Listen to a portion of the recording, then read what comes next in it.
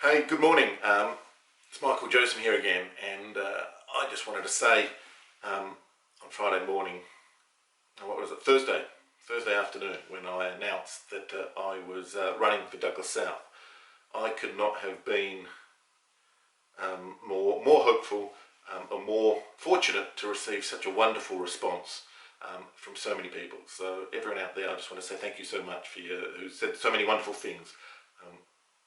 And so this morning, I just thought, while I make a bit of tea and some toast and so on, I thought it might be worthwhile just to chat about some various issues that have popped up after announcing that I'm running for Douglas South in the election on soon. And, I guess that, from my point of view, especially someone who obviously wasn't born in the Isle of Man, as I like to say, I'm Australian by birth and becoming Manx by choice. One of the things that have been so very humbled by is just such a wonderful response from so many people. So to those of you who have said nice things, thank you very much, whether you be, liking and sharing the posts and all that sort of stuff, I'm very grateful for that.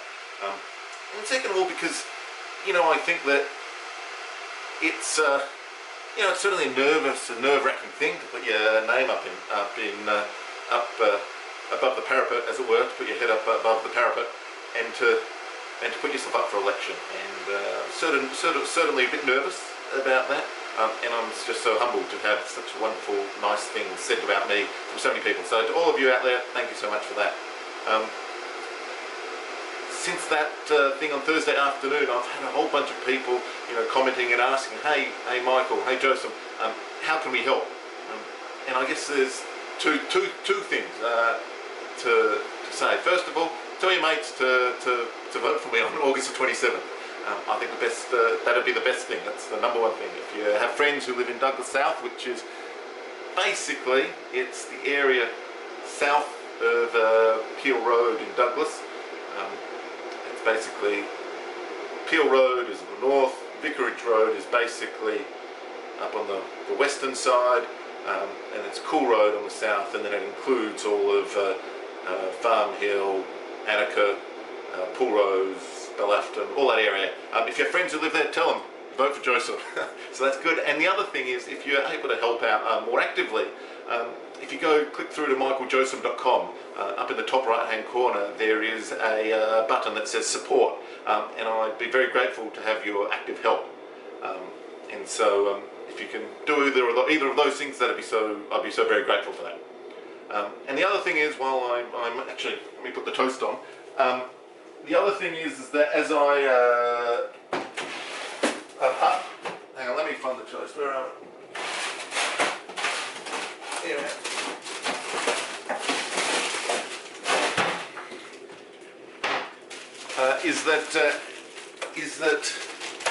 What was I saying? Yeah, that what I thought might be a good idea is if over the next few minutes, while I make my tea and toast and so on, thought it might be a good idea. So many people have had a whole bunch of different questions that they've asked of me since, and so I might go through some of those questions and try and answer them. First of all, someone asked what I like on toast. I'm a peanut butter on toast sort of guy. Pretty simple. Nothing too fancy. Yeah, so let me actually, I took screenshots of some of the messages and so on that people have asked. So let me get my phone here. So first of all, hey MJ, got a question. Your profile says you're an optimistic, modern liberal. What is one of those?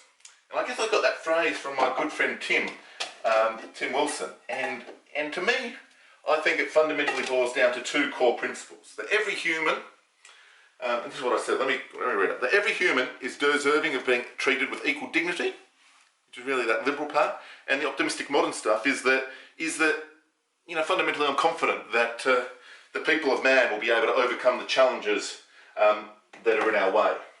And so, I think that especially with this coronavirus pandemic, we are going to have a whole bunch of unprecedented challenges. It's going to, I don't know what 2021 will hold. I don't know if there'll be a second wave or a third wave or a, God forbid, a permanent wave. And so there's going to be a whole bunch of challenges in the future. But I'm fundamentally optimistic that the people of the Isle of Man are going to be able to overcome those challenges. Why? Because of the same fundamental principles of why I moved to the Isle of Man in the first place is the strong sense of community and a trust and respect for each other, which I think is going to be super important because so many of these issues with the diseases and how it spreads and so on is that your actions have a risk of creating significant harm to others. And so I guess the economic word for that is externality, right? If you might have the disease, not know it, accidentally give it to someone else and cause significant harm to them or worse. And so I think that sort of trust and respect for each other is going to be super important to the Isle of Man. Let me get some milk. Where are we? I swore, here we go. I swore I put milk. So that's why I'm fundamentally optimistic about the Isle of Man.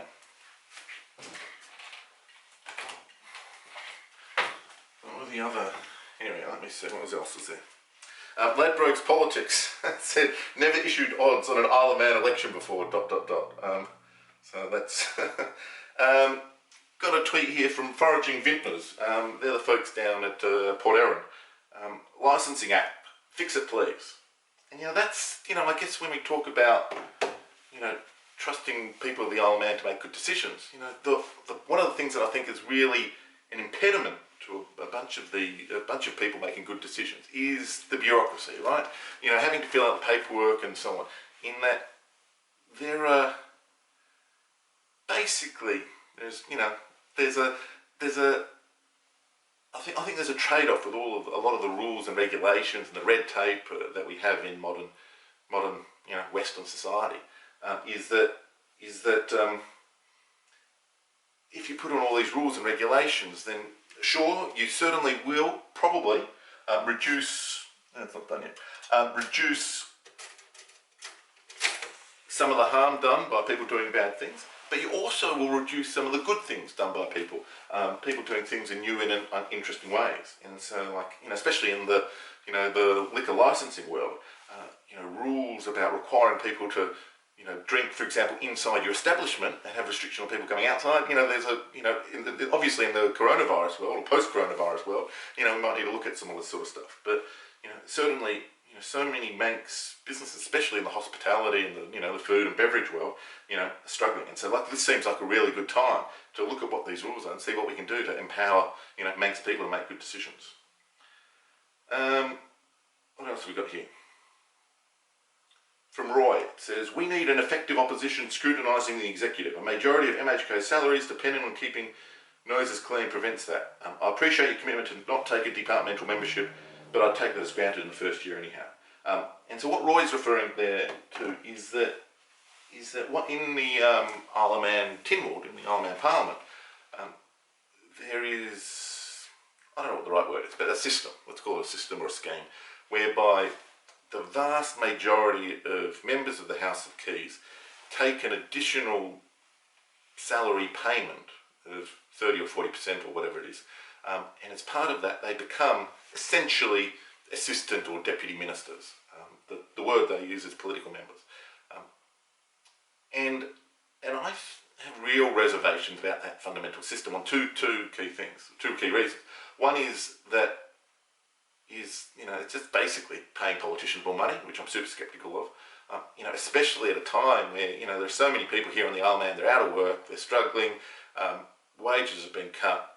And the Isle of Man government, in fact, this week, or last week right now, said, hey, we don't have enough money to pay teachers, the key workers, more money. And, I think it, just on a personal moral view, and I'm not judging anyone else, but I would have real difficulty accepting, a 30 or 40% pay rise at the time when the government says, there we go, at a time when the government says we don't have enough money to pay key workers more, what the hell?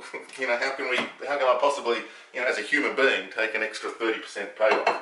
And second of all, part of that is that as as an assistant minister or as a, what they call the political member, one of the things that is required as part of that is that you always vote in favour of whatever your government policy in that department or that area is. And and the result being is that you have, in the end, out of a parliament of 24 members of the House of Keys, you end up with something like 2/3 or 3/4 holding positions as members of the executive. And there's two parts to being in a parliament, in a legislature like the Isle of Man Tynwald. One is making laws, and the other is scrutinising the executive. And I just, that's just not something I'm going to be doing properly if I take on this. So let me be very clear, is that for the first term, for the life of this Tynwald rather, for the life of this Tynwald, I will not take on any of those roles. I will not accept the salary uplift. I will not seek appointment. If someone wants to appoint me, I will decline it. If they force it, I will refuse to serve. I simply will not go down that path. And so that's my very clear commitment to the people of Douglas South. I'll be 100% full-time, 5 days a week, probably more in fact, come to think of it, 5 days a week member for Douglas South. What else have we got here? And then here we are. One of the other issues that has really got a huge amount of attention, in fact there's two that have got a huge amount of attention last, 48, 72 hours, talking about weed to begin with, and whether, we should legalise it. And, one of the things that I'm really keen to do is to listen here to what different people have to say. And so one of the things that is surprising to me is that so many people who are talking about legalising weed are talking about it in terms of economic benefit. And they're talking about it in terms of how much money we can make from it. And I'm just sceptical. I just don't think that thinking about it in terms of purely money is the right way to look at it. I would much rather look at it in terms of people's right to control their bodies, and that at some level we all agree that you have a choice about what you want to put in your body. Like if you want to eat toast, or if you want to have cereal, if you want to have bacon and eggs or whatever, you choose what you put into your body as adults, of course. And so there's some, the fundamental principles we need to, on one hand we need to consider that, people having the right, but we also have to be wary of the addictive nature of drugs, right? Which can therefore mess around with that conception, because if you are addicted to something, then your ability, your control of your own body is reduced. And so I think it's really, we've got to be careful there.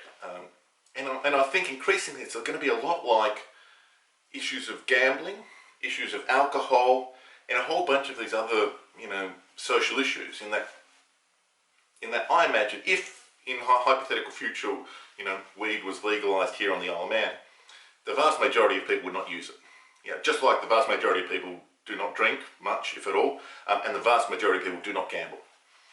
And then there's going to be some group of people who are going to smoke weed, just as there's some small group of people who gamble and drink, who have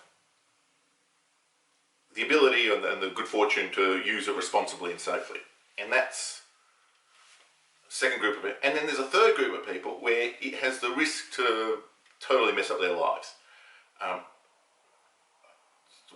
Reading, the debates in local social media and so on about this, it seems that there's some argument about how big that group of people is. But obviously with alcohol, there is a group of people who become addicted to alcohol that destroys their life. Same with gambling. There's obviously some group of people, ideally a very small group, but certainly a meaningfully significant group, who become addicted to gambling, messes up their life. And there are the opponents of weed legalisation or cannabis legalisation make the point that there's a point that we got to be careful of them. And we obviously we need to protect how how people are affected by these things. And so I think that we need to be super careful about this stuff, but to ensure that all three groups of people are treated as best as possible. And we've also got to compare it to the current situation. The current situation where cannabis is prohibited, and here in the Isle of Man government, in the Isle of Man, they keep on locking up, essentially young men, 20-something-year-old men, a lot from Douglas South, by the way, who are, sent to prison for literally trivial amounts of weed. And it's, we've got to look at how our current system is treating those people, because those people are obviously not being treated well by the current arrangement. And so I think it's super complex, and we've got to trade off those risks. There's an offset there.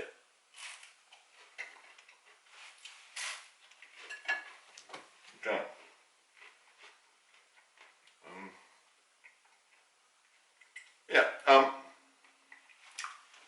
In fact, on that last point, Kerry here says, I don't think it should be decriminalised for the average person, but the sentencing for being in possession of it could be more geared around seeking help for their addiction, mental health issues, rather than a stint in Derby. And then she also goes on to say, supplying importation, someone needs a stiffer sentencing. Yeah, and so I think that's a good point. You've got to differentiate between the people who are using it, who are, in many cases need assistance and medical assistance in other ways, and the drug dealers. And let me be very clear. If you are dealing drugs, especially hard drugs, you can go rotten Derby for all I care. And so we need to differentiate between, someone who is selling heroin or whatnot to people, as opposed to someone who is, smoking weed, once in a blue moon. And then, this other guy here says, most of the problems you outline are caused by prohibition. Strong, fast-grown strains, which can be harmful, exploitation of kids by organised crime in the supply chain. And yeah, and that's exactly the debate and conversation we've got to have as a community. And that's, I think it's really difficult. And I am very much inclined to look at the situation where we as a community keep on locking up young men and putting them in prison for trivial amounts of weed. I really don't think that war on drugs is working. And so we could have, that's what I think at the moment anyway. And it's, I think with this, because I'm sort of humble guy, I don't want to, impose my views on everyone else. So if you have a strong view on this, let me know, because, I'm pretty much on the fence on that issue, slightly leaning towards, reducing the, looking for ways other than putting people in prison for these sort of offences. Actually, it reminds me of when I used to work at PokerStars many years ago. My job there was in stopping people from cheating other people in online poker. Basically it was, to give you the simple version, it was if player A and player B ganged up on player C, it was my job and our team's job to stop people from doing so. And in that role, one of the most important things is once you found there was a breach of the rules, was to understand whether it was someone who was doing it out of ignorance or someone who was doing it out of evil. And one of the things that I think is increasingly, a lot of people here on the Isle of Man are telling me is that our criminal justice system isn't making that distinction right between the crimes of evil and the crimes of stupid. A good example was, just the other week, there was, some, I don't know what the right word here.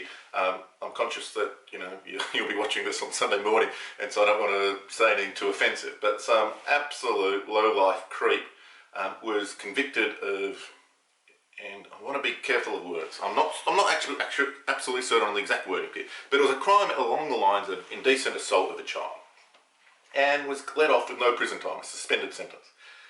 And to me, if you are indecently assaulting a child, then you are evil. You are an absolute A-grade asshole, and it just makes me grimace at the idea of that. And they're the people who should be getting long, tough, hard criminal sentences because you're evil. You can go to Derby, spend the rest of your life there for all I care. And then, on the other hand, you have crimes of stupidity, for lack of a better phrase. And that is, there was a guy actually, locally just the other week, he bought a car, or a van, it was some sort of commercial vehicle. It was bigger than a normal car, and apparently he needed a specialised licence. He asked, the guy he bought from the deal, the motor dealer or whatever it is, and the guy said, "Hey, yeah, you can just drive it on." Okay, camera dropped out again, but hopefully we can keep it going here. And so I sort of lost my train of thought now, but basically, we got to differentiate between, crimes of evil and crimes of stupidity. Okay, next issue. Here we are. Here's another good question from Paul, I think it is. What do you think of Boot's proposed amendment to the Game Act 1957 to allow the importation of grey partridges so they can be shot? Hang on a second, because when I saw this on Friday morning, I thought someone was just taking the piss. But, hang on a minute, here we are. We have the so if you've not seen this, this is the Isle of Man Courier from what is it, Friday, where the headline here is, "Let's bring in partridges and shoot them," with a picture of Jeffrey Boot, MHK. And I thought, my God, of all the issues that we as an island, as a community, leave aside the government, as a community that we need to face, the idea that, what the hell, Boot, what the hell is wrong with you, dude? This is just madness. Tim will next week be asked to approve a proposal to allow the importation of grey partridges so they can be shot. And I'm almost laughing at this, but it's more of a grimace of pain in that, what the hell? So I cannot imagine, what the hell? It's when I worked as a manager at PokerStars, I remember going on this training once. Maybe it was before that, it might have even been I was at uni. But talking about those things that are, you divide your life up into 4 quadrants. Those things that are important and urgent, those things that are important but not urgent, those things that are urgent but not important, and those things that are neither urgent nor important. And the important and urgent things are, for example, if the building's on fire, get out, right? That's A, it's important, and B, you got to do it. It's really in a hurry.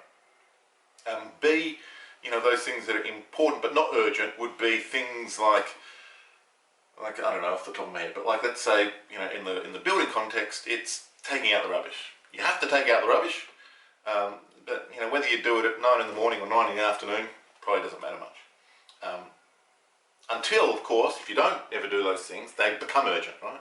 If you have bad stuff happening in your rubbish, it becomes urgent. And then there are things that are urgent but not important, such as so much of the world that happens on our mobile phones these days. They're not really all that important, but they're urgent. It's always buzzing at you, always wanting to get your attention. And then there are those things that are neither important nor urgent. And a lot of watching TV, putting on Love Island or whatever on a TV, is neither important nor urgent to watch it. But also in that bit is rest.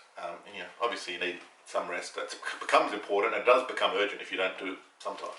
And the idea of bringing partridges into the island to shoot them, then changing the law to do so, is it's completely nuts. It's neither important, it's not urgent, and it's really, not only is it a bad idea, it's actually just offensive on a certain level that he would waste government officials' time and taxpayer resources' time on this sort of thing. And it's basically. And actually, when I look at this newspaper here from Friday, these 2 headlines here, "Let's bring in partridges and shoot them." It just shows that we fundamentally, there are too many people in our government who are a bit out of touch, right? It's just What the hell? And then the other headline over here, unemployment total will rise, Chief Minister, over here. And that, you know, I'm sure he's right. And that is really, you know, that's something that is important and urgent. You know, we need to be worrying about that stuff. Getting people back into jobs. You know, on Saturday, I was walking through Farm Hill, knocking on doors, chatting to people already. You know, and it's rough. It's tough to, you know, hear people. You know, those people who still have jobs, and they're very fortunate and grateful for it. But they are, you know, worried about losing it, and it's tough. Right? And so, like, that's the stuff we should be focusing on as a community, as a government, as an island. Not this bloody, let's bring in fudges and shoot them. What? Jeffrey Boot, what the hell, dude? Like, anyway, it just makes me angry. So, as a result of that, or coincidental to that, I guess, I've had a whole bunch of people speaking to me about animal welfare issues. And so, hence, a little bit of foreshadow. This week, I hope to release my first policy paper on animal welfare. And again, animal welfare, it's not something that is urgent, in that, as far as I can tell, there's no spate of animal abusers here on the island, but there is some important stuff to be done there. And so, you know, my first manifesto policy will relate to animal welfare, you know, based on the feedback of so many people who have seen this, you know, this nonsense, and saying, hey, you know, we need to upgrade you know, our animal welfare standards. And so I'll chat to you more about that later in the week. What else have we got here? Question from Max. If you are elected, your term of office will be really short, around a year. Given that, what is your number one priority to translate into a tangible achievement should you become an MHK, a member of the House of Keys? Yeah, super good question. You know, that's something I think you got to remember here. You know, I'm only seeking election for a year. And as I said to Max, it's tough to limit to just one. But listening to people, the things that are urgent and important, you know, to go back on a theme from a couple of minutes ago, there's a common theme that seems to be developing, which is about getting the people of man back to work. You know, we've had a whole lot of destruction of our economy with the lockdown, a lot of people out of work during that thing, suffering, you know, the savings have been, you know, run down a bit. A lot of people don't have the savings, don't have that. And so that, I think that whole idea, we need to get the people of man back to work. And that's something that's urgent and important. And so how do we do that? You know, I'm going to be a strong voice for building local infrastructure. You know, I think there's some good opportunities. You know, we now have, you know, for the last 5 or 10 years, there's been a really tight labour market here on the Isle of Man, which means it's tough to get people to find people to hire work. You know, I've got some friends who run small businesses in town. They tell me, you know, 6 months ago or a year ago, it's really tough, Josem, to find people to hire. And now I think we're going to have a bunch of people out of work. So let's use the people who might be otherwise out of work, train them up to do some good, useful stuff. The second thing here that I think is really important is to oppose new austerity-style tax hikes. You know, I am totally against the introduction of some sort of COVID tax or coronavirus tax. I think that'd be wrong for the people of the Isle of Man. You know, we've already been hit once by being put out of work by the government as a reasonable policy decision. I might be clear, but the idea of now slugging the people of Man with another tax would be, you know, I think that'd be a totally wrong move. And the third thing here is fair pay rises for key workers, and that's for people who have, you know, in so many of these key industries. You know, one of the things I think is, you've got to remember, a lot of these people don't go into the businesses of being nurses or teachers or you know, other similar essential worker jobs to make money. You know, because as far as I can tell, you'd have to have rocks in your head to become a nurse for the money, right? But people in these jobs need to be appreciated and to have the gratitude. And so, you know, back some months ago, I wrote to the UK government, you know, about some sort of symbolic recognitions for teachers and for essential workers who were, you know, on the front line. You know, the nurses and doctors who, you know, some sort of symbolic recognition for them. But I think there's also a role for the government where to set, you know, pay rises at a fair level.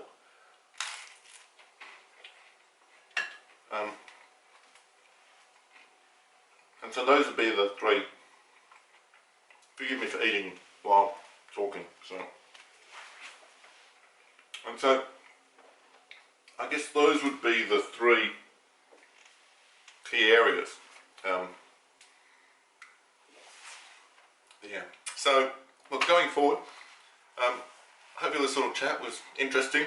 I'm actually this mug that I'm drinking out of. When I moved in, I'm actually moved into this hut. Sorry, the camera dropped out again. But as I was saying, I got actually, you know, there are some people that are just a cliche. Well, my beard is apparently a bit of a cliche. And that when I moved into my home here a few years ago now, at a housewarming party I had both Tanya and Debbie gave me the same mug here, and